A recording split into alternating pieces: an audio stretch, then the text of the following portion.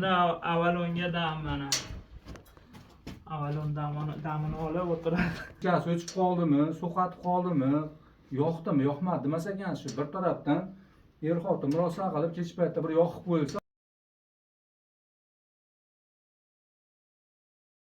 Assalomu alaykum akalar, mana xudo xolasa bitta 130 li pechkamizni quvvati mana yap kelib o'rnatib berdik. O'rnatib yoqib qo'ydik mana.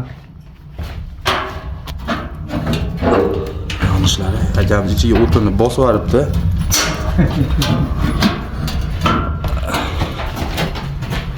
Bu oldindan ko'rinishi.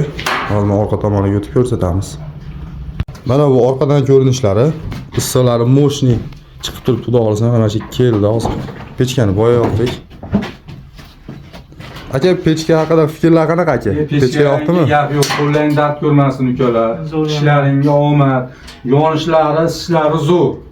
Xudo xolasa mana biz quvvatamiz, ukaxonlar Andijondan kelib o'rnatishib berdi. Gap bo'lishi mumkin emas. Mana endi avval unga dam mana. Avval undan damini olib o'tiradi.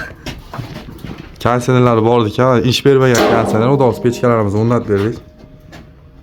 Gap yo'q. Tavsiya qilasizmi aka pechka?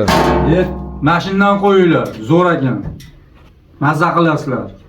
Pechkamizni qulaylik tomoni mana bola chaqa bu tarafda yotsa, oilaviy yoqda er-xotin bir tomondan o'tni yoqsiz, bu yoqda bola chaqa bexavotir yotaverar ekan. Pechkasi o'chib qoldimi, so'qatib qoldimi, yoqdimi, yoqmadi demas ekan shu bir tarafdan er-xotin murosa qilib kech paytda bir yoqib qo'yilsa, bola chaqa ham tinch yotar ekan. Gap bo'lishi mumkin emas, ishlaring omadini bersin, zo'r, malades, gap yo'q, qo'llaring dard ko'rmasin. Sog' bo'ling aka. Xudo xolasa xizmatlar bo'lsa aytaverasizlar. Ha, bo'ldi.